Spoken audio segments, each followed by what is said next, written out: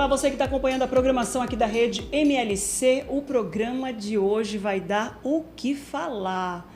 A gente está aqui com a Jéssica Vieira, psicóloga, clínica especialista em avaliação psicológica, psicologia hospitalar, terapia de casal e família e neuropsicóloga. E a gente vai falar hoje sobre o transtorno de personalidade. A gente começa a falar negócio engatado, né?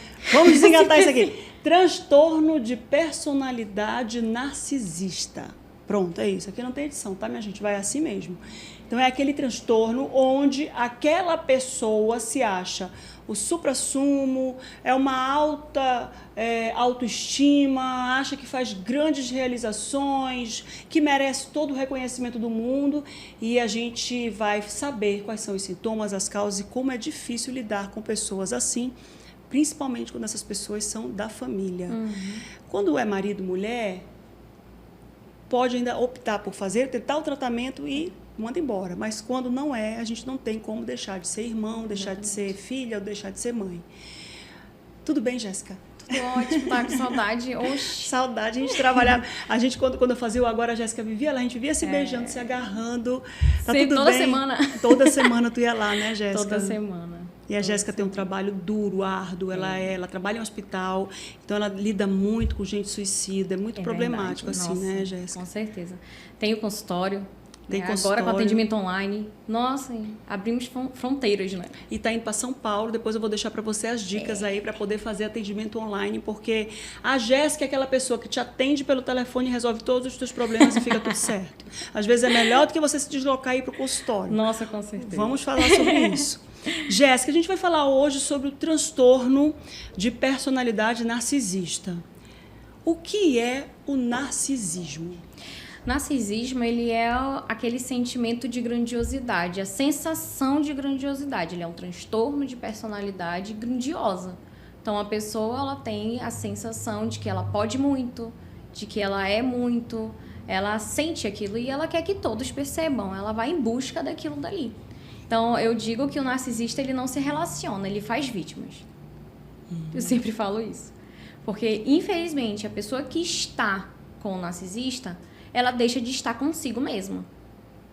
Então, o narcisista ele faz muitas vítimas. E muitas vezes o narcisista ele não sabe que ele é narcisista, ele é aquilo dali e é isso. Ele entende que aquele comportamento, aquela personalidade faz parte dele e está tudo bem, está tudo normal. Ele se sente confortável com aquele tipo de comportamento e não tem problema nenhum. Não, ele não tem problema nenhum. Quem sempre tem um problema é a outra pessoa. O outro, ele vai sempre demonstrar fraqueza. O narciso, ele não tem fraqueza, ele não demonstra fraqueza, exceto quando ele precisa demonstrar a fraqueza. Porque o que é o comum do narciso? Não é a manipulação? Né? É o trazer para si? Então, são pessoas que conseguem manipular muito bem uma situação, uma conversa, uma pessoa, seja para um aspecto emocional mais hipotímico, ou seja, mais triste, mais depressivo, ou um aspecto emocional mais normotímico, com aquele humor mais normal que te convence de que, nossa, eu tô bem, eu sou tranquila, mas você tá muito histérica. O narcisista faz isso. O narcisista, ele faz sempre que o outro, né, ele sempre consegue manipular o outro dependendo daquilo que ele quer transmitir. Então, quando o outro se desequilibra com ele vira para o outro e fala, mas por que você está desse jeito? Exatamente. Eu não te fiz nada. Quem está te causando isso? Ele acha que outra pessoa que está causando. Exatamente. E assim, sempre o narcisista ele vai fazer com que o outro busque tratamento psicológico. Na verdade, é sempre assim que a pessoa que busca tratamento psicológico descobre que está se relacionando com o narcisista. Ela nunca vai em busca, é difícil ela ir em busca de um psicólogo porque ela tem certeza de que o parceiro é narciso. Ela sempre vai porque ela diz, porque eu tenho algum problema, eu tô causando isso no meu relacionamento, eu tô colocando meu relacionamento assim, tô jogando no lixo, anos construído, sou culpada, ocupado. É importante que a gente comente aqui sobre essa imagem. Foi brilhantemente escolhida pela Luciana, nossa produtora, estudante de psicologia. Ah, que legal! E ela é produtora de jornalismo, porque é assim, nós somos um grupo eclético. Né? A gente é do mundo. Ali tem uma jornalista que é realmente jornalista, mas quer ser modista. Eu posso falar isso, Júlia? Tua mãe já sabe? Não, né? Deixa para lá. Então, aqui nessa imagem, nós temos o Narciso. O narcisismo, ele surgiu de um conto da mitologia onde uma pessoa, um homem, né, se apaixona pelo próprio reflexo. E, diante disso, ele passa a viver em volta daquele reflexo, ao ponto de querer estar com o reflexo, ele acaba se jogando nesse lago aí, não é assim, Exatamente. Jéssica? E ele morre no final, porque ele vai em busca daquele reflexo que ele via sempre no lago. E nessa busca, ele acaba enaltecendo e se apaixonando por si mesmo. E é muito interessante que a psicologia ela vai fazendo essa junção, essa analogia para poder identificar todo esse comportamento. Sim. Jéssica, quais são os sinais de um narcisista? Na verdade, o narcisista ele tem vários sinais, dependendo da relação em que ele está inclusa. Se ele está num relacionamento amoroso afetivo, ele pode demonstrar sinais de que ele é o melhor, de que ele ali comanda, de que ele é o provedor, de que a pessoa depende dele, de que a pessoa não consegue viver sem ele. Ele se coloca numa situação onde ele é a pessoa mais importante da sua vida. E que as outras pessoas não são. E essa situação faz com que ocorra o isolamento daquela que está se relacionando com o narciso.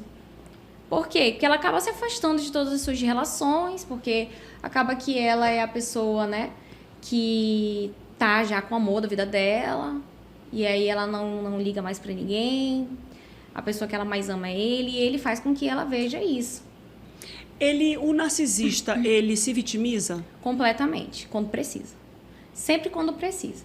Aqui, por exemplo, alguns dos sinais, agora esses sinais independem de relação, que é a questão da sensibilidade à crítica, porque ele tem que estar sempre ali, ele tem que estar sempre presente, né, como uma pessoa mais importante, como uma pessoa inteligentíssima, como uma pessoa assim que não pode ser descartada de jeito nenhum. Uhum. E isso em relação de família, isso em um ambiente de trabalho, né, isso num relacionamento amoroso. A fantasia de ser especial, realmente a palavra é fantasia. Ele tem a fantasia, a ideia de que ele é especial, de que ele é melhor do que o outro. O outro ele pode ser o prefeito, o presidente. Não, mas ele estudou tal coisa, que o presidente não sabe de tal situação que ele sabe. É sempre numa situação de superioridade. A falta de empatia é um exemplo incrível e um dos sinais principais do narciso. Inclusive, a questão do psicopata não ter a empatia, a única coisa que difere um narciso do psicopata é porque um psicopata ele é narcisista. E o narciso ele pode ser só narcisista e não psicopata. Mas a questão da empatia está inclusa nos dois transtornos. Transtorno de psicopatia e no transtorno de narciso. A falta de empatia é porque ele pensa sempre nele. Ele se coloca em primeiro lugar. Todos nós deveríamos ser um pouco narcisos, até por uma questão de autoestima, né? Uhum. E prioridade, né? Se priorizar. Mas o narciso, ele vai sempre se priorizar. E quando parece que o narciso está priorizando outra pessoa, é sempre importante ver nas entrelinhas. Se priorizando o outro, ele não está mais se priorizando do que o outro. Ele está priorizando o outro enquanto o outro consegue atendê-lo. É isso, exatamente. Então, enquanto aquela pessoa consegue satisfazer os desejos, Exato. o querer do narcisista, Exatamente. aquela pessoa é enaltecida por ele, para que ele possa mantê-la próxima. Exatamente. Enaltecer o outro, colocar o outro em evidência, mostra muito sobre um aspecto dele. A gente chama isso de projeção. Isso é até uma das fases que existe no ciclo de um relacionamento com um narcisista, que é a transferência, a projeção para o outro. Ele transfere para o outro, ele enaltece o outro aquilo que ele quer que enalteça nele. Então, ele vai sempre colocar o outro ali, não porque é minha mulher, porque o meu esposo não, mas ela não, olha, ela é linda, ela é maravilhosa. Olha que sorte grande eu tenho de tê-la. Olha só, olha esse troféu. Você tá vendo? Uhum. Então, sempre se colocando naquele aspecto de eu, isso, eu, aquilo, sempre no eu, né? Sempre o Se eu. ela é grande porque está comigo. Exatamente. Porque eu a ajudo a crescer. Ela não tem mérito. Ela ou ele, né? Ela ou ele são grandes porque eu fiz isso, eu que construí. Exatamente. A convicção de que os outros a invejam. Isso daí é uma característica. Essa característica ela é fenomenal. Por quê? Porque como eu sou perfeita, como eu sou maravilhosa, nossa, essa pessoa tem inveja de mim. Olha, tu tá vendo o que ela fez? Olha o que ela fez. Ela fez isso porque eu já fiz isso uma vez e ela viu. Então, sempre se colocando nessa posição de que eu sou o criador e os outros estão me imitando. De que os outros possuem inveja de mim. Entendeu? Necessidade de ser admirado sempre. É por isso que ele é tão sensível à questão de crítica. Porque ele tem que ser admirado, ele precisa ser admirado, ou ela precisa ser admirada, né? Então, sensibilidade à crítica é um casamento, né? É um casamento. Eu sou, assim como eu tenho uma necessidade de ser admirada, de ser elogiada, de ser isso, de ser aquilo, eu tenho uma sensibilidade à crítica. Totalmente. E a diferença do Narciso, nessa sensibilidade, é que ele não fica triste, ele fica com raiva. E ele não reflete. Isso. Ele se chateia porque não estão reconhecendo o valor dele. Exatamente. E ele vai em busca de reconhecimento. Ele vai ali tentar te persuadir, te manipular para que você... Não, sim, verdade, você tem razão. Dê a razão e retire aquela crítica. Quando você fala para um narcisista que você está magoado com ele e que esse narcisista ele está falando coisas ou tendo atitudes e ações que estão te entristecendo, como ele recebe essa informação? Então, essa informação não é uma crítica. Essa informação é tipo assim, nossa, ela está percebendo que eu estou agindo assim e eu estou errado, ok. Ele sabendo disso, ele vai tentar reverter a situação. Mas por que você acha que eu tô te entristecendo? Isso daí é algo seu, não é meu. Você tem que trabalhar isso. Eu não tenho culpa disso. Eu não tenho culpa disso. Você tá triste? Mas olha o que você fez. Alguma coisa que tá te causando isso. É algo isso. Você não fez isso, exatamente. E como são pessoas extremamente manipuladoras, elas buscam até inclusive no passado situações que não cabem ali, mas para fortificar, para massificar a ideia de que não, o outro está errado, não eu. E acaba que, no final das contas, por isso que eu digo que é a vítima, né? No final das contas, a vítima, ela sempre entra naquele ciclo de realmente. Poxa, me desculpa. Então, a pessoa estava coberta de razão e, no final de tudo, ela pede desculpa. E ela vai sempre pedir desculpa. E se sentir culpada. E se sentir culpada, exatamente. Como consequência, a culpa, né? Ela vai pedir desculpas por conta da culpa. E aí ela tá sempre ali naquele ciclo, porque é um ciclo, né? Acaba que o narciso, ele torna o relacionamento abusivo e a gente tem o ciclo do relacionamento abusivo. O ciclo do relacionamento abusivo, tóxico, violência doméstica, é sempre o mesmo. Sempre se repete naquele mesmo, né? E a arrogância e a altivez. A arrogância, ela é o que prepondera. É porque ele confia muito nele, né? Ele tem ele como o auge, o centro. E assim... Se você for contra, é como eu falei ali na sensibilidade à crítica. Ele vai ser arrogante, ele não vai ser humilde em nenhum momento. Só se isso daí se valer de algo bom para ele. Quando é que se reconhece um narcisista na família? Aqui eu vou falar... vamos trazer aqui, eu queria 2 aspectos aqui de narcisismo na família. Primeiro, o aspecto marido e mulher... E o aspecto familiar, sangue, que você não escolhe. Como, por exemplo, irmãos, pai, mãe. Quais são as ações que esse narcisista tem e que podem indicar que ele é um narciso? Tá. Eu vou começar pelo aspecto familiar, sangue. Porque eu acredito que tudo parte daí, da família. Né? Apesar de que o narcisista... o transtorno narcisista ele ainda não tem uma causa específica, ainda não se descobriram isso, mas muitos cientistas colocam a causa narcisista sendo algo genético ou de criação, ação comportamental do meio. O que acontece? Vamos supor aqui uma mãe narcisista. Vamos colocar a mãe como uma pessoa narcisista. A mãe narcisista, ela pode criar 2 pessoas.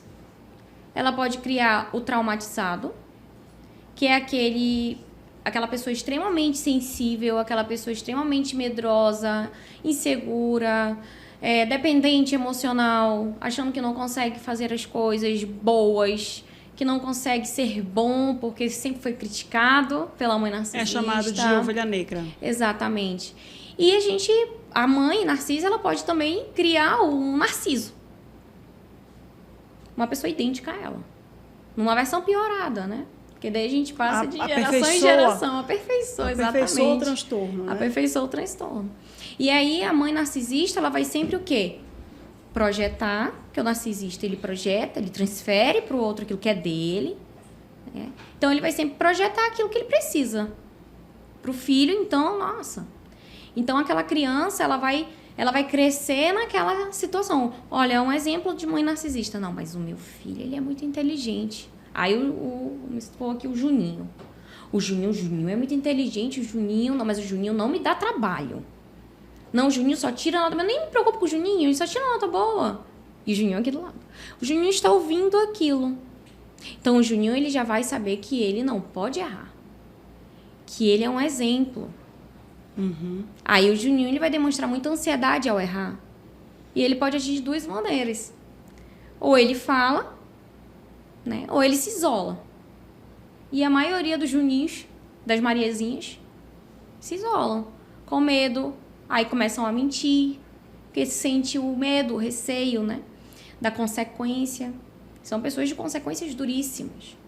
Você viu? Aí eu vou te dar uma punição. Então, é sempre aquela mãe que pune, aquela mãe que tá ali demonstrando muito poder. E a maternidade para uma mãe narcisista é um poder muito grande, né? Tu tem um serzinho daquele tamanho. Eu tenho um ser que eu mando. Aí a mãe que eu vira, opero. Que eu opero, né? Aí a mãe vira e fala, faz o que eu tô mandando. Aí bate, grita, esperneia. Exatamente. Aí aquele serzinho começa a desenvolver uma personalidade diferente, entra em divergência com a mãe, e aí a mãe começa a enlouquecer. Exatamente.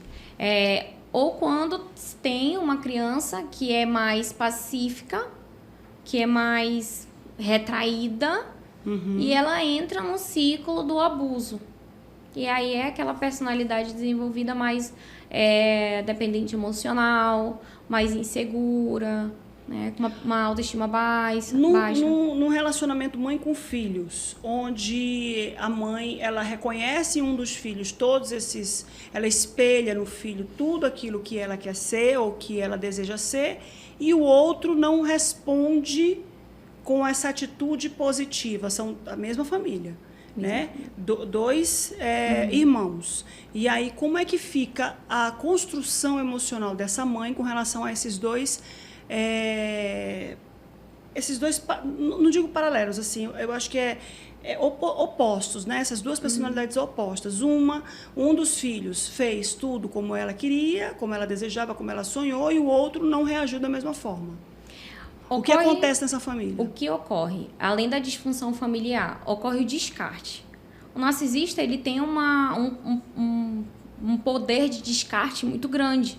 Inclusive, o descarte, até em relacionamento amoroso, a gente fala que é o último indício do ciclo, que é o descarte. Ele descarta, ele ignora, ele não quer saber daquela pessoa.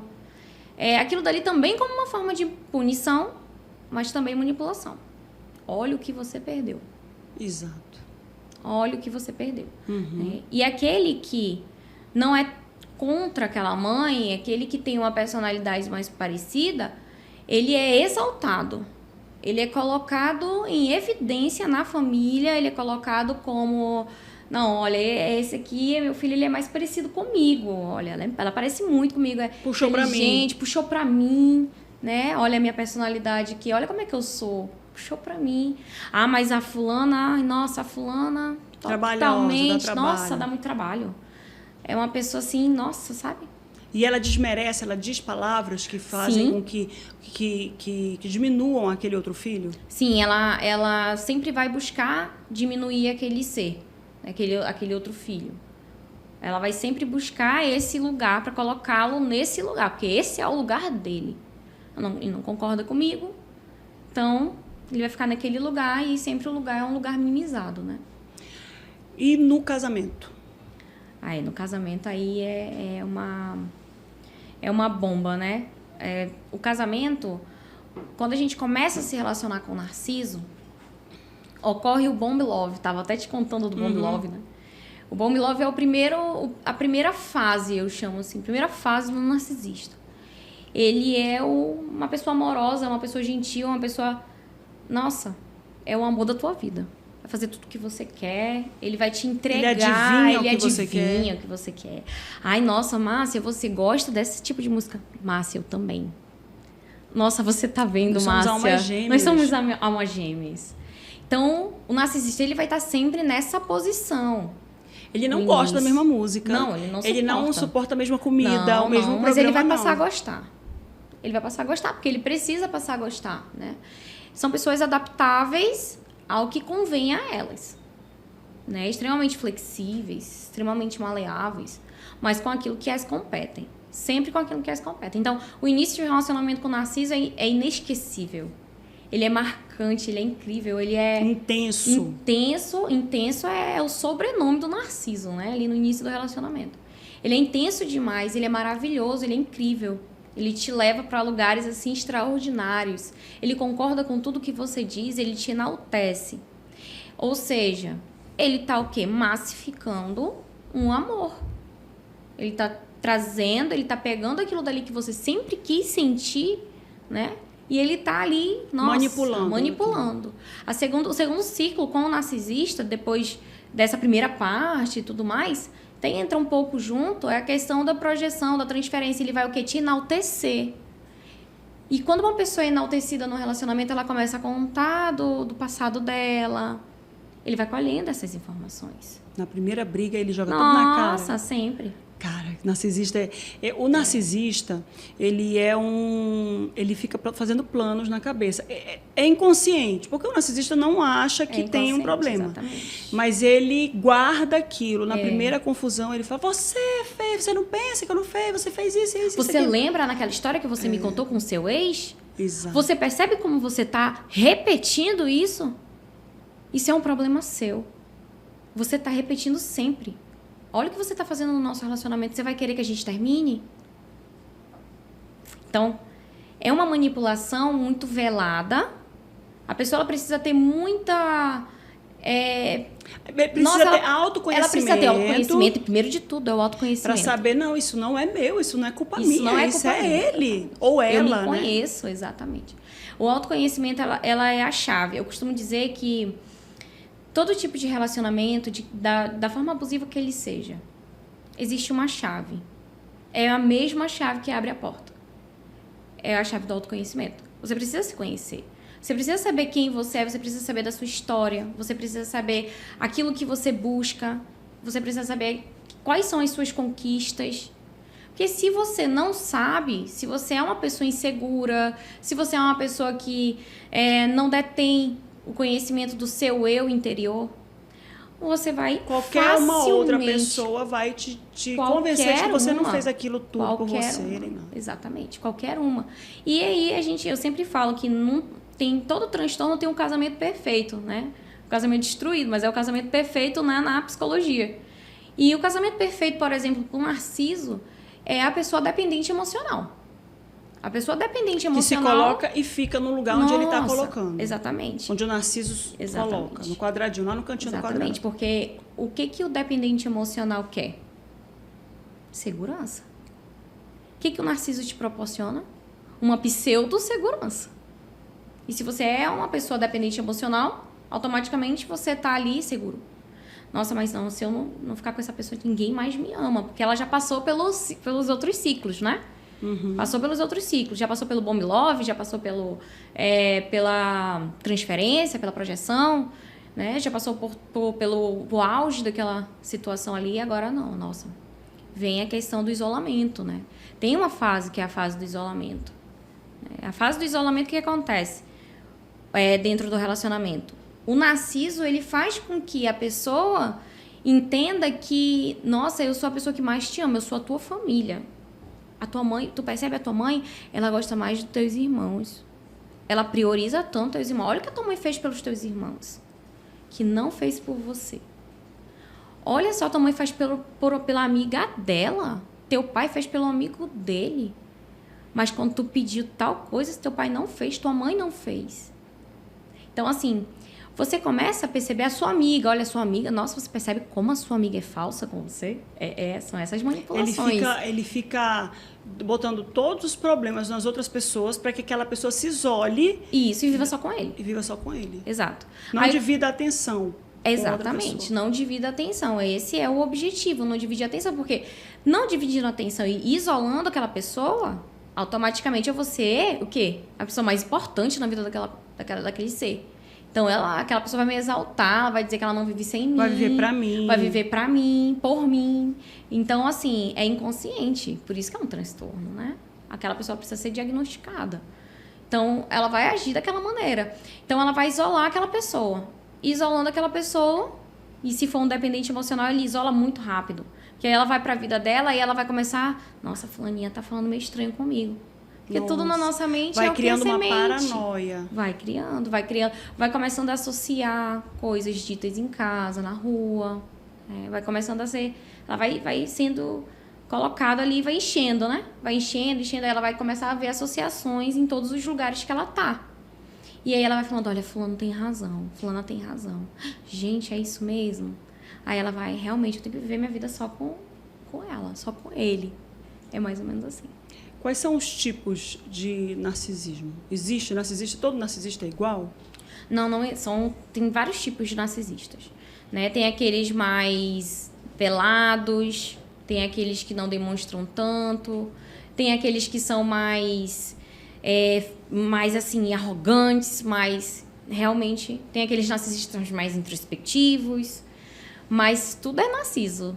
Todos eles estão numa posição de superioridade, que esse é o feeling do narciso, é a superioridade, aquilo que pega o narciso é a superioridade, é o ser importante, é ter o ego sempre acariciado, e independente disso, os narcisistas, eles vão estar sempre no topo, né, naquele pseudo-topo, né, pseudo-superioridade. Especial. Ele que vai ajudar a família sempre. Exatamente. O narcisista é aquele, eu fiz tudo por vocês, hoje vocês não olham por mim. Exatamente. Eu dava dinheiro, eu dava atenção, hoje vocês não sei o quê. Exatamente. Eu construí tudo, fui eu que fiz tudo, fui eu que ninguém fez nada, eu que ajudei com tudo, eu que resolvi o problema de todo mundo. Exatamente. Ele vai sempre se colocar na posição de que, poxa vida, olha, eu não estou sendo valorizado, vocês estão vendo, vocês são muito ingratos.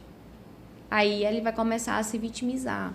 Aí entra naquele aspecto emocional, mas hipotímico, né? Aquele humor hipotímico, mas é pseudo, é falso. Pseudo é falso. Ele não acredita realmente nessa vitimização. Não. Ele faz isso porque deve ter funcionado em algum momento. Exatamente. O choro, a lamentação, a reclamação. Funcionou em algum momento e ele continua usando. Exatamente. E assim, a gente precisa entender um fator importante, porque a nossa mente ela é uma mente associativa. Então, a mente do narciso, ela é associativa. Além dela ser associativa, ela é atemporal. A nossa mente, ela não grava passado, presente e futuro. Isso daí, passado, presente, futuro, os meses, o ano, as horas, isso aí é uma organização social, né? Para a gente conseguir viver numa organização social. Mas a mente, ela é codificada. Por ela ser codificada, ela vai só gravar aquilo que viveu. Então, nós somos crenças, muitas crenças desde a nossa infância. E o que é a crença? Aquilo que eu acredito é a minha verdade absoluta. Então, além de eu ter uma crença, uma verdade absoluta, eu vou sempre viver tendo as crenças e associando. Como um mecanismo de defesa que eu tenho, meu corpo é cheio de mecanismos de defesa. Ele é cheio de mecanismos. E eu vou usar esses mecanismos de defesa ao meu favor. Então, o narcisista, ele tem muitos mecanismos de defesa. E um deles é a manipulação, é a negação, é a fuga, é a projeção, é a transferência. São vários mecanismos de defesa que ele tem. A baixa tolerância à frustração é um dos principais. Ele é uma pessoa completamente que tem uma baixa tolerância muito grande. Ele não aceita, ele não tolera se frustrar. Então, quando ele está frustrado, ele tenta tudo que ele pode. Tudo que a mente dele der para ele como uma possível resolução, ela vai dar. Por exemplo, quando um narciso, ou marido, ou mulher, ou pai, ou mãe, quer manter contato com aquele filho que se percebeu abusado em uma relação. Então, primeiro ela se vitimiza, não deu certo. Depois ela se lamenta, não deu certo. Aí ela faz qualquer outra coisa. Ela vai tentando. Aí ela consegue falar, ela fala para a família, ela avisa, ela liga para os outros para reclamar e tal, até colocar aquela pessoa numa situação vexatória diante de todo mundo. Exatamente. Isso acontece na família e também em relacionamentos amorosos, quando vem o término. No término, ocorre muito o descarte do narciso. Geralmente, o narciso, quando ele descarta, ele já está com uma outra pessoa, ele já, automaticamente, ele já tem outra ali, né? Porque ele não pode ficar só. Isso que eu ia perguntar agora. O narciso, quando ele termina um relacionamento, ele já está com outro engatilhado. Já. Porque alimenta a psique dele, o psicológico, a emoção dele, ter uma vítima sempre. Sempre. O narciso, ele não fica sozinho. Não. Até porque ficar sozinho pro narciso é algo negativo. Ele não pode ficar só. É algo negativo pro ego dele. Então, ele precisa estar com o ego sempre inflado pelos olhares externos, mas principalmente pelo olhar interno, que é aquela pessoa que ele vai se relacionar. Então, se ele encontra alguém que o venere, nossa, os olhares dele vão ser voltados completamente para aquela pessoa ali. Então, é por isso que é muito fácil a troca, por isso que a gente chama de descarte, a palavra correta do ciclo do narciso. É o descarte. Aí, o que acontece? Para os olhares externos, ele vai começar o quê? Se vitimizar, colocar aquela outra pessoa como uma pessoa errada, como uma pessoa que, nossa, ela precisa... Tu tá vendo isso? Olha o que ela fez comigo. Ela falava isso. Ela modifica cenários e ela modifica muito bem, a ponto da outra pessoa, da vítima, tem que estar sempre se justificando. Não, mas olha, isso aqui... Aí ela começa a perceber que ela se justifica o tempo todo. Para ele ou para as pessoas com quem ele fala? Para as pessoas com quem ele fala. Para as pessoas com quem ele fala. E aí o narcisista, ele também tem um outro ponto importantíssimo. Ele não faz outra pessoa se sentir culpada? Sim. Então. Aí ele termina, ele percebe que, nossa, a outra pessoa está seguindo sem mim. Nossa, olha, ela tá bem. Alguém, olha a foto que o fulano postou. Nossa, aquilo dali pro narcisista é horrível. Aí o que ele faz? Ele volta. Ele volta de maneira direta ou indireta. Volta para a vida da pessoa, a cercar aquela pessoa. De maneira indireta. Um exemplo de maneira indireta. Posta a letra de uma música que era a música deles dois. Né? Fala dela para a melhor amiga dela. Porque sabe que ela vai levar o recado. Porque sabe que a melhor amiga dela vai levar o recado.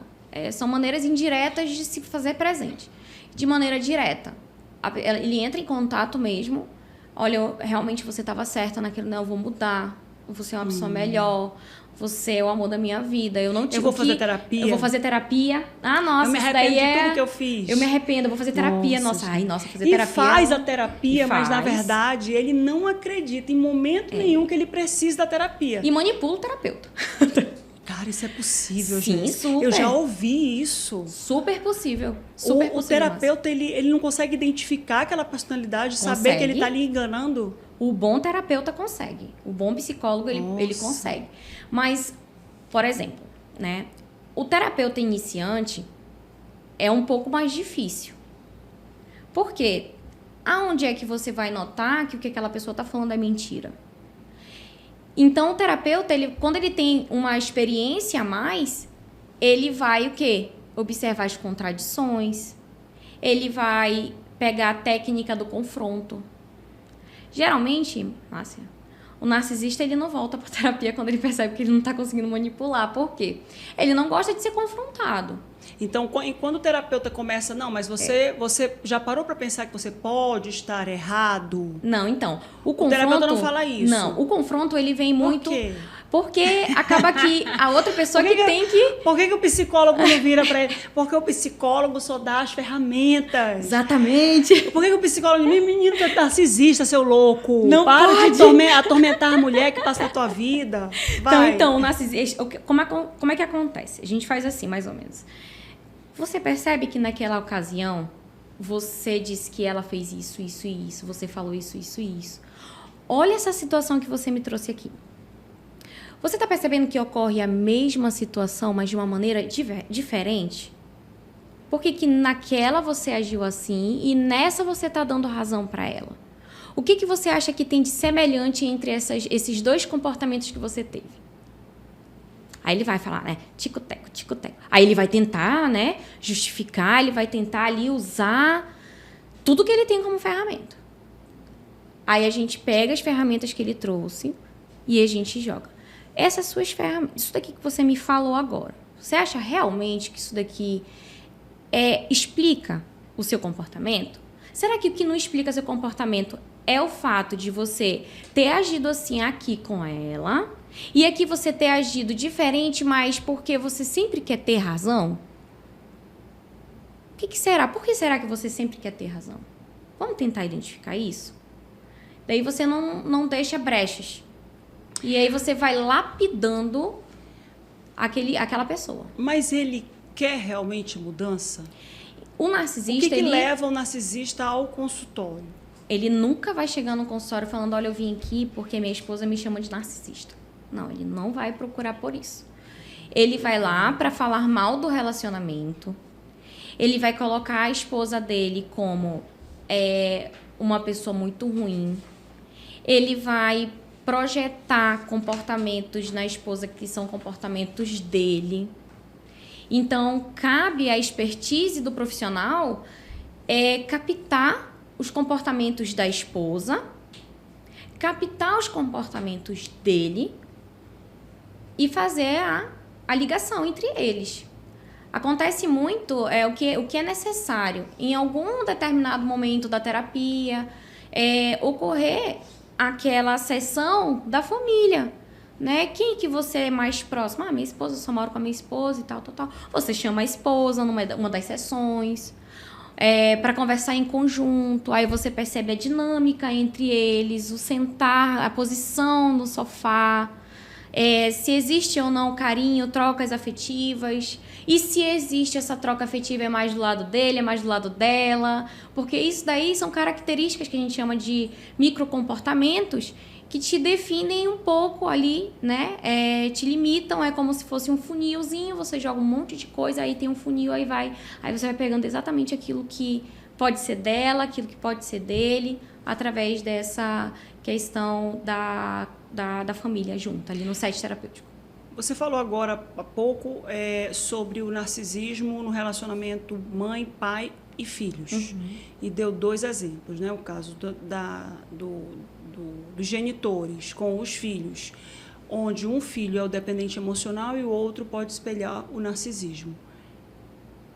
Esse dependente emocional, no momento que ele se percebe nessa relação, ele vai embora? Uhum.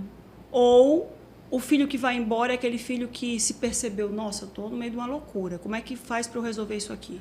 O dependente emocional, geralmente, ele não vai embora, porque ele é inseguro, ele tem medo de viver sem aquela pessoa, ele acha que ele não vai conseguir viver sem a mãe, porque ele foi habituado àquilo, né? Nossa mente, ela tem essa questão da habituação. Daquele jeito. Exatamente, ela criou. O narcisista, a mãe narcisista, ela normalmente diz pro filho, não, você tem que cuidar de mim, você tem que, é sua obrigação, eu sou isso, eu sou aquilo, Exato. Você não pode casar, ou se casar, você tem que me levar junto, você tem que, não sei o quê. Ele tem esse comportamento? Tem. O narcisismo? Tem, o narcisista? Com certeza tem. Porque ela se coloca sempre como vítima quando precisa, né? A mãe narcisista, ela vai se colocar naquela posição, principalmente quando o filho ou a filha já tem um parceiro ou uma parceira. Aí ela começa a se ver que ela não é a pessoa com maior importância na vida daquele filho. O filho, ele tá dividindo a atenção. Uhum. Aí ela vai começar a fingir que tá doente. Mãe, eu vou sair disso aqui. Nossa, eu tô com uma dor de cabeça, não tô bem, meu Deus. Aí o filho desmarca, aí depois ela fica bem. Né? Existe uma manipulação muito profunda, né? Acerca da família ali intrínseca, da mãe, do filho, da filha, do pai. É uma manipulação em geral. Quando o filho percebe que está nessa manipulação, como que se livra? Então, o filho, geralmente, ele percebe quando a parceira ou o parceiro avisa. Olha, eu acho que a sua mãe é muito narcisista. Você já ouviu falar sobre isso? Não, a parceira não vai saber que é narcisista. Uhum. Nem o parceiro. Mas vai que mulher. E o Instagram. E o YouTube. E o YouTube. Que muita gente já YouTube, tem, né, a noção, né, como do diz a YouTube. Marilúcia. Exatamente. Muita gente já tem a noção do narciso, do narcisista, né? Ele já é muito conhecido, o narcisista, ele já foi muito divulgado, as características narcisistas, né? O narcisista, a mãe narcisista, ela vai desistir daquele filho ou ela vai passar a vida toda? Então, ela vai ter o descarte, mas vai sempre ser um ciclo. Porque o narcisista, ele não desiste nunca, né? Vai sempre ser um ciclo, é um ciclo ali interminável. Aí, o que acontece? Só terminando do filho, né? O que o filho tem que fazer? Geralmente, o filho, ele começa a perceber e ter uma maior ideia daquilo dali, que aquilo dali é possível, em setting terapêutico. Ainda bem, nossa, assim, é maravilhoso saber o quanto a terapia, o psicólogo, essa profissão incrível, ela está sendo, né, algo que você não pode deixar de fazer. Porque as pessoas, elas estão tendo muito mais noção das coisas, elas estão se autoconhecendo, elas estão percebendo comportamentos no outro. Estão se desvinculando daquela prisão emocional que a família constrói também, né? Exatamente. E aí, em sete terapêutico, é muito fácil você identificar quando aquela pessoa está sendo vítima de um narcisista. É muito tranquilo você identificar aquilo. E aí começa o quê? A psicoeducação em sete terapêutico. Você começa o quê? Ensinar aquele paciente quais são os comportamentos que pode acontecer, o que pode estar havendo ali, o que está levando ele a permanecer naquele relacionamento, seja ele como filho, seja ele como esposo ou ela como filho. Ou quando aquele filho se afasta, continua, não consegue desvincular completamente o relacionamento, porque a mãe está ali o tempo todo fazendo aquela chantagem emocional, fazendo aquelas ameaças, colocando o filho na situação de se sentir culpado pelas escolhas de vida, pelo que ela faz e tudo mais. Exatamente. Em sete terapêutico, a pessoa, ela vai trabalhar a vida dela toda, né? Todos os aspectos. Todos os aspectos da vida dela. E quando ela começa a trabalhar os aspectos da vida dela, ela vai trazendo da memória a longo prazo memórias, lembranças em que ela agiu assim, agiu assado, e hoje reflete muito no aqui e agora dela, e aí ela vai começando a perceber, né, essas semelhanças, e ela vai começando a descobrir, nossa, é por isso que eu ajo assim, porque caramba, quando eu tinha 7 anos, olha o que aconteceu, olha como é que eu era, olha como é que eu sou agora com fulana ou com fulano, nossa, isso é autoconhecimento. Ele se enxerga, ele enxerga nele aquela situação. Exato. Aí o que acontece? A nossa mente, ela não é uma mente de semelhanças, ela não busca semelhanças. Quando aquilo que ele viveu, quando aquela repetição de comportamento, que ele está sempre ali, na ação e repetição, quando aquela repetição do comportamento se torna algo que não faz sentido, ele continua ou ele deixa de agir daquela maneira? Deixa de agir. Deixa de agir, porque deixou de fazer sentido. Então, a terapia, ela é impressionante por isso, porque ela faz com que o outro perceba aquilo que não faz sentido mais na vida dele. Como é que lida com o narcisista? Aí é uma questão que quando a gente fala... Porque assim, eu vou ser bem radical, Sim. Jéssica. Quando você está casado ou casada com um narcisista, tu percebe, vê que ele está manipulando, não só o terapeuta, não quer tratamento, ele está voltando só... Separou, acabou. Exatamente. Resolve o tal do relacionamento tóxico. Exatamente. Mas quando esse narcisismo vem da família, e principalmente numa relação com uma pessoa que a sociedade diz que você tem a obrigação de cuidar, a obrigação de lidar. E numa sociedade, por exemplo, aqui eu estou falando, vamos dar um exemplo, de pai com filho, de mãe com filha, em que todo mundo, a narcisista está lá, está se vitimizando para toda a sociedade, dizendo, porque eu sou isso, eu estou doente, eu estou não sei o quê e tal... E a minha filha não vem aqui, minha filha não me vê, minha filha não sei o quê. E a narcisista não está numa situação de vulnerabilidade. De repente tem lá a sua condição de finanças, se coloca numa situação precária para justamente chamar a atenção, mesmo tendo condições financeiras, mesmo tendo casa, tudo. E como é que fica esse parente? Como é que fica esse filho ou essa filha para lidar com isso? Por quê? Estar perto do narcisista vai desencadear nele todas as ofensas, maldades, porque ele percebe que não tem mais a manipulação daquela pessoa. Virou um adulto, se tocou da situação e disse, olha, eu não vou fazer o que você está querendo, porque o que você está querendo me machuca. E aí começa aquela fase da vitimização e da acusação. Como é que lida com isso? Então, o filho quando percebe, por exemplo, tudo que a gente falou aqui, quem assistiu começa a ver, nossa, isso daqui está acontecendo comigo. O que eu tenho que fazer agora? A gente só alimenta aquilo que a gente quer que cresça. Primeiro de tudo, percebi, não sei como agir, não sei o que fazer, eu preciso buscar uma terapia.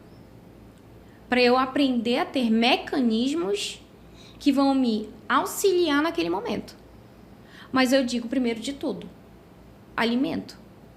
O que eu posso fazer para não alimentar esse daqui? E o que pode fazer? E o que eu posso fazer? Vou dar um exemplo básico. A mãe narcisista, quando o filho ou a filha vai sair com o namorado ou com a namorada. Aí a mãe começa, poxa, porque você saiu ontem, poxa vida, você não liga pra mim esse final de semana, você passa a semana toda trabalhando, o dia que você tem pra ficar com a mamãe você não fica, você realmente tá muito assim disperso, você não quer saber de mim e tal.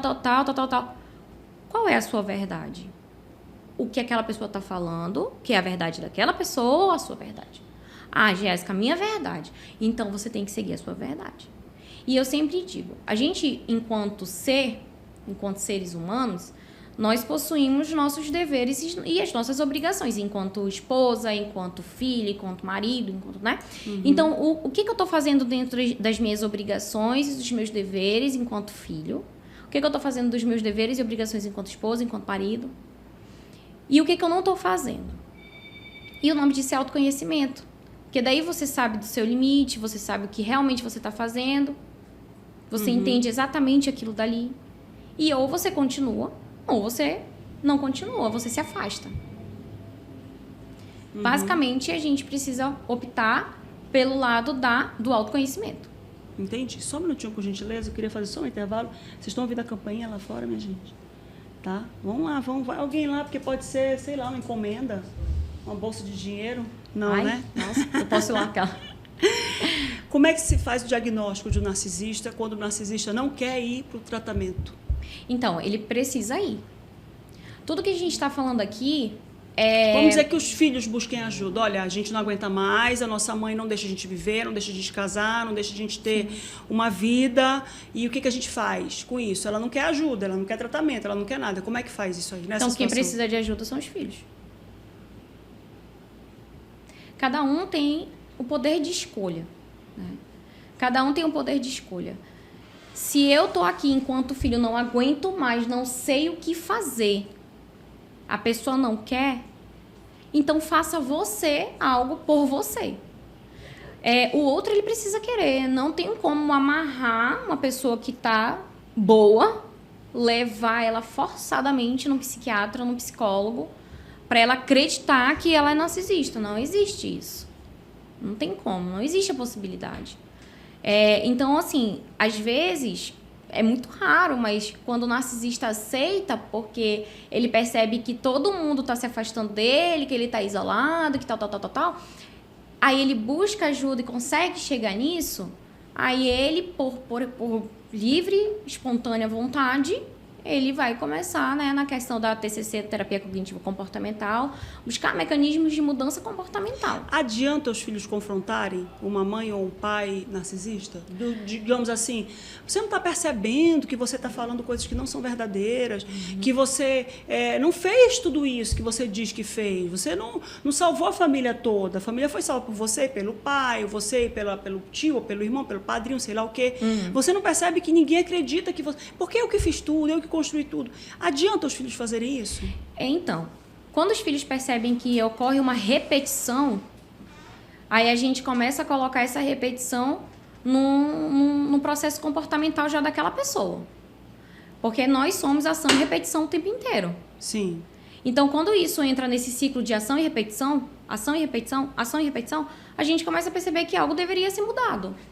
Alguma coisa precisa acontecer, isso aqui precisa mudar. Não existe a possibilidade de ser diferente. A ação e repetição que você fala ela faz a mesma coisa, eu vou lá, confronto. Aí daqui a pouco ela faz de novo, eu confronto de novo. Porque eu já tenho que estar ali, né? Aquilo dali já faz parte daquele comportamento daquela pessoa. Inclusive do filho vítima, do filho que é o co-narciso, né? Exatamente. Que a Lu colocou aqui, o que é o co-narcisista. Eu já tinha escutado essa expressão no co-dependente. Quando a gente tem uma situação de dependência química, e o dependente químico, ele tem o co-dependente, aquela pessoa que vai gerenciar a sua vida em torno do dependente químico. Exato. No co-narcisismo também é a mesma coisa? Também é a mesma coisa. Você gerencia a sua vida e constrói a sua vida em torno das necessidades do narcisista, do que o narcisista fala para você, do que ele faz com você na sociedade e tudo mais. Sim, exatamente. Tu vive em função daquilo. Vive em função daquilo. E aí acaba que quando é o filho, são os filhos, a gente até entende, não tem como, né? Mas e quando é relacionamento?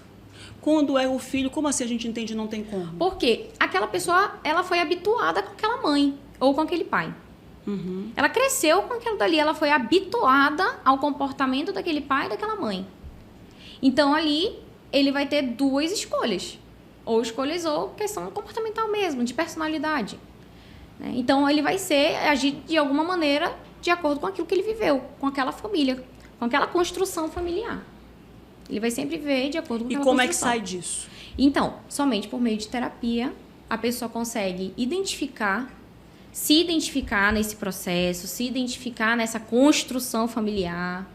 Ela se identificando nessa constelação familiar, nessa construção familiar, ela consegue identificar se ela quer continuar, permanecer ali ou sair. Né?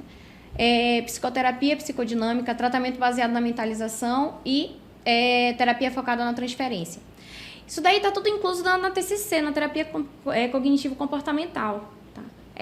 Isso daí são alguns tratamentos que a gente faz em sete terapêutico para o narciso. E aí, para quem é co-narciso? Nossa, para quem é co-narciso tem outros. Isso aqui é o tratamento para o narcisista. Na verdade, tem muitas técnicas que a gente pode estar utilizando. Exemplos, isso daqui né? São alguns exemplos, Alguns exemplos. E quando o narcisista ele não quer tratar, porque ele não se reconhece como narcisista, como é que as pessoas que convivem com ele têm que fazer? As pessoas que convivem com ele, elas precisam saber que elas possuem um poder maravilhoso em mãos, que é o poder de escolha. Aquilo dali me faz bem? Viver com essa pessoa me faz bem ou me faz mal? Até que ponto eu me anulo? Porque essa pessoa ela tem que estar em evidência. Então, eu decido o que eu quero. Mas até para você tomar uma decisão, você ficar seguro daquela decisão, você precisa, né, ser fortalecido de alguma forma. E geralmente essa pessoa ela é fortalecida em sete terapêutico. Essa pessoa ela precisa ser fortalecida. Quando você fala de um narcisista e você precisa de um diagnóstico para aquele narcisista, mas ele não quer ir para terapia, existe formas de você fazer um diagnóstico para o narcisista sem consultar o narcisista? Não. Só pela declaração da família? Não existe a possibilidade. Seria como se, por exemplo, vamos supor que tu tens depressão. Mas tu não aceita que tu tem depressão, tu não aceita que tu tem algum transtorno e tal. E vamos supor que eu sou a tua irmã. E aqui tem a tua mãe, aqui tem a nossa mãe, aqui tem nossos irmãos. E aí eu digo, aí vai todo mundo da família lá pro psicólogo porque ela tem depressão. Me dê um laudo porque ela tem depressão. Só que a depressão ela é muito subjetiva, né? Muito. Se eu não estiver triste realmente, se eu não estiver me sentindo mal, se eu não e o narcisista? E se ele não for? Né? Aí tem toda uma questão que você tem que fazer uma análise comportamental daquela pessoa. Se de repente é o membro da família que tem a dependência e que espelha uma ação que na realidade não está acontecendo. Exatamente. Aí tudo isso a gente descobre em site terapêutico. Porque tem pessoas que elas já vão até mesmo com a fala pronta. Olha, poxa, porque minha mãe ela é muito narcisista. Olha, meu esposo, minha esposa, ela é narcisista. Eu vi no YouTube, eu já sei que ela é narcisista, preenche todos os critérios, eu já ouvi. Gente, sensacional essa parte nada. aí. Essa parte foi incrível. Sabe o DSM-5, né, doutora? Que é o nosso livro de transtornos mentais. Chegou nesse nível. Ela preenche a todos os critérios diagnósticos. Porque lá eu li que tem que ter mais de 5. Tem até uma imagem que tu colocaste. Vê aí. Dos sintomas? Será que são do DSM, do DSM-5. São os sinais? Eu acho que é isso, né, Lu? São os sinais? Não. Porque a Lu, ela é nossa produtora. Tá aqui. Tá aqui. Mas ela é estudante de psicologia, né? Por isso que dá esse por isso que ela, olha aí, foi sensacional, parabéns, viu? O narcisista precisa preencher no mínimo 5 dos itens. Geralmente, lá no DSM-5, quando a gente vai fazer uma hipótese diagnóstica e tal, ele é uma base. Ele vai te servir tipo como o vade-mecum no direito. Você vai ter o vade-mecum como base. Você não vai usar o vade-mecum o tempo todo. Você não vai pra lá com o vade-mecum porque tá escrito. Porque tem as leis, tem as júris, exatamente. E assim como o psicólogo, eu sou avaliadora psicológica e neuropsicóloga. Eu não vou me embasar somente no DSM-5 para diagnosticar uma pessoa. Eu tenho o quê? As testagens psicológicas comprovadas cientificamente. Eu tenho a minha análise comportamental em sede terapêutico, que eu preciso saber fazer uma análise bem feita. Eu preciso fazer o que mais? A anamnese da pessoa. Então, tem toda uma série de situações que eu preciso seguir ali à risca. Eu não posso simplesmente ler 5 critérios diagnósticos. Vamos supor que lá no DSM, eu acho que tem, não sei se são 10 critérios que tem no narcisismo. Aqui diz que são 9. 9, né? 9 itens. É porque tem 9, tem 10, tem uns que tem 9. Depende da doutrina, depende, né? Depende do transtorno. Aí, vamos supor, aí aqui no narciso, você tem 9 itens. Você precisa pelo menos ter 5 desses critérios para você ter uma hipótese diagnóstica.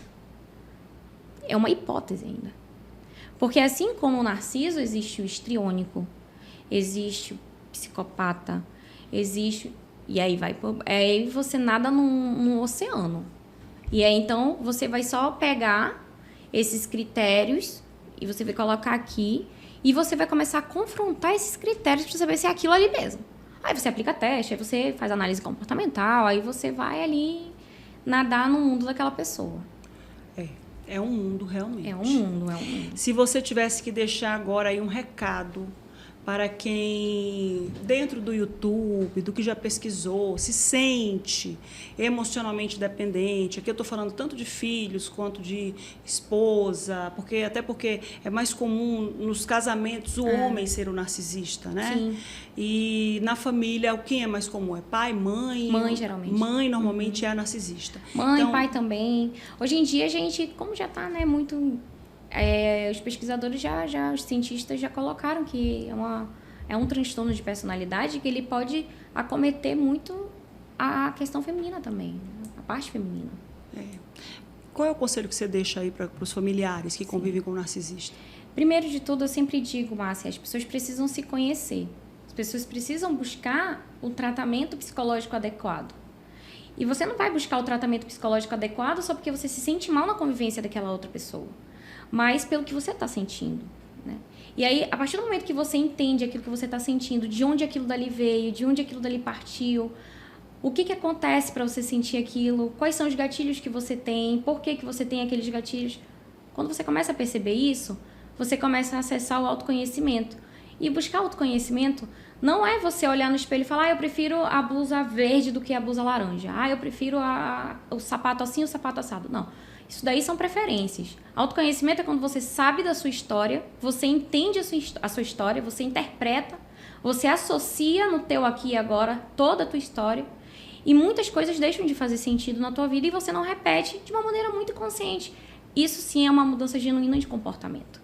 Então, impor algo a alguém, isso daí não vai adiantar, não vai dar certo. Então, para você impor até mesmo para si uma mudança comportamental, de uma maneira consciente, você não consegue. Você precisa modificar o seu comportamento, aprendendo, internalizando e racionalizando os seus comportamentos. E isso a gente sabe que só é possível em sete terapêutico, com o psicólogo, com o profissional habilitado para aquilo dali. Então, buscar o autoconhecimento te liberta, eu sempre falo que o autoconhecimento é liberdade, te liberta de uma prisão em que não foi o outro que criou. Foi você quem se colocou nela, que ficou ali, mesmo, eu não tive escolha. Sempre a gente Todo mundo tem escolha. Todo mundo tem escolha. Então, a gente se aprisiona. São as prisões emocionais. Então, como é que eu faço para eu me libertar? Terapia, autoconhecimento. É isso, gente. Falamos hoje sobre narcisismo, é um assunto que nunca esteve tão em voga, já que a gente vive aí num século XXI, em que muitos casais, muitos familiares, muitos filhos enfrentam essa codependência emocional, esse co-narcisismo. E, como eu sempre digo, a gente encerra aqui o Deixa que eu pergunto, mas eu digo para você que você coloca lá nos nossos comentários, a gente busca depois a Jéssica. Jéssica, tem pergunta lá nos comentários do programa e tudo. Como é que a pessoa te encontra, Jéssica? Quem quiser conversar contigo, quem quiser, sei lá, fazer uma consulta ou saber um pouco mais sobre narcisismo, te acha onde? Estou no Instagram, @jessicavieira.pc. Tem o meu site também, que a pessoa pode estar lá, deixar o seu comentário lá no site, é www.jessicavieirapc.com. No meu WhatsApp também, tá nas minhas redes sociais, em todo lugar, tá o novo WhatsApp já com DDD 11, tá? Porque eu vou para São Paulo, mas já tá com DDD 11, a pessoa pode entrar em contato, pode fazer as perguntas por lá. Lá no Instagram, no tem Instagram, o DDD 11? Tem o DDD 11 já, tá tudo bonitinho lá. Eu só não sei de cabeça ainda, porque o número é novo, mas não tem depois problema. eu te mando. A gente vai colocar aqui na descrição, na descrição, tá? E aí as pessoas podem estar mandando mensagem, me perguntando, eu sempre respondo, eu sempre falo para os meus pacientes, me manda mensagem, eu não tenho secretário, eu mesmo respondo, porque eu gosto de ter controle da minha agenda. Às vezes dá errado, obviamente, né, gente? Quando é que não vai dar, né? Dá mais errado ainda com a secretária. Então, e quando a gente tem também dá muito errado, porque a pessoa fica, né, louca ali. Mas eu sempre respondo num tempo ali razoável, eu demoro às vezes, mas porque eu passo o dia todo atendendo, mas você manda mensagem no WhatsApp, a gente pode marcar uma terapia online, inclusive terapia online é maravilhosa, gente. Hoje eu consigo levar qualidade de vida e saúde mental sem fronteiras. Isso é incrível, como a tecnologia nos auxilia. Então, não tem Ela essa. está aí para isso. Exatamente. E num futuro, médicos serão mais robóticos do que médicos. Exatamente. Porque tudo está ficando muito atualizado, digamos assim, as imagens estão ficando cada vez mais definidas, então diagnósticos estão sendo feitos por telemedicina, consultas por telemedicina, tudo por telemedicina. Inclusive avaliações psicológicas, né, para emissão de laudo, essas situações, se faz também online, né? Já existem testes adaptados para aquilo dali. A gente faz toda a análise, faz o laudo direitinho, bonitinho. Então, tudo é muito hoje na internet. Tá tudo ótimo, é online. Eu sou consumidora de tudo online, eu acho que veio aí para poder facilitar a nossa vida. Sim, com certeza. Obrigada, Jéssica. Eu que agradeço a oportunidade, Márcia, me chame sempre. Sempre. E no futuro, vamos te entrevistar online também, porque essa tela está aqui para isso, tá, gente? Está aqui para isso, para mostrar porque veio. Daqui a pouco a gente entrevista a Jéssica lá de São Paulo. Lá de São Paulo. Obrigada a você que acompanhou mais um programa de entrevistas Deixa que eu pergunto. Não se esqueça de colocar aqui nos comentários também as sugestões, o que você está passando, sobre o que você quer que a gente converse, porque é assunto Deixa que eu pergunto. Estou aqui para você e por você. Até a próxima.